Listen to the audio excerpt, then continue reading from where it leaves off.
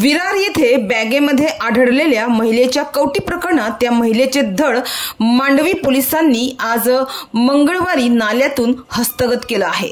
सुमारे 4 तासाच्या शोध मोहिमेनंतर हे धड नाल्यातून मिळालं आहे।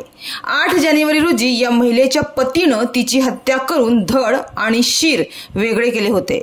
14 मार्च रोजी हा प्रकार उघडकीस आला होता। नालासोपारामधील रहमतनगर मध्ये राहणारी उत्पला हिपरग्गी वय वर्ष 51 या महिलेची कवटी विरार फाटा येथील पीरकुंडा दर्ग्याजवळील झुडपात आढळली होती। मांडवी पोलीस आणि गुन्हे शाखा 3च्या पथकानं या प्रकरणाचा तपास सुरू केला होता।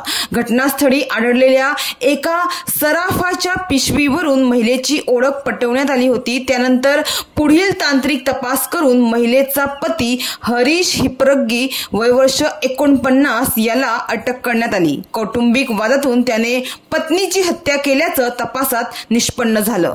8 जानेवारी 2025 रोजी त्याने पत्नीची गळा दाबून हत्या केली होती। त्यानंतर तिचा मृतदेह एका गोणीत टाकून विरार पूर्वेच्या मोहक सिटी परिसरात असलेल्या रेल्वे रुळाजवळ नेला। मध्यरात्री 3 वाजता त्याने तिचा कोयत्याने गळा चिरला आणि तिचे धड तेथीलच नाल्यात टाकले, तर डोके एका सुटकेस मध्ये घालून विरार फाटा येथील पीरकुंडा दर्ग्याजवळ टाकून दिले होते, अशी माहिती या महिलेच्या पतीने चौकशी दरम्यान दिल्यानंतर या महिलेचे अर्धे शरीर शोधण्यासाठी आज मंगळवारी सकाळी मांडवी पोलिसांनी अग्निशमन दलाच्या जवानांच्या मदतीने शोध मोहीम राबवली। हा नाला मोठा असल्याने धड सापडणे कठीण वाटत होते। पोलिसांनी आरोपी हरीश हिपरग्गी याला देखील घटनास्थळी आणले होते।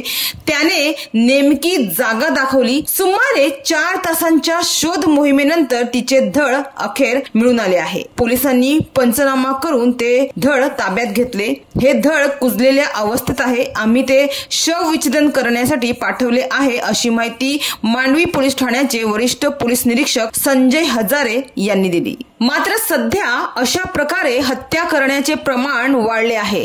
भांडण झालं तर अशा प्रकारे मारून शरीराचे तुकडे करणे हे मानवतेला काळीमा फासणार आहे। भांडणच झालं आहे मग वेगळं राहा, मात्र निर्घुणपणे कापून मारून अशी हत्या करू नका। मात्र यासाठी कायदे कडक असायला हवे की अशा विकृतांची मानसिकता बदलणं किंवा जनजागृती करणं गरजेचं आहे। याचं उत्तर म्हणजे एक कोडच आहे।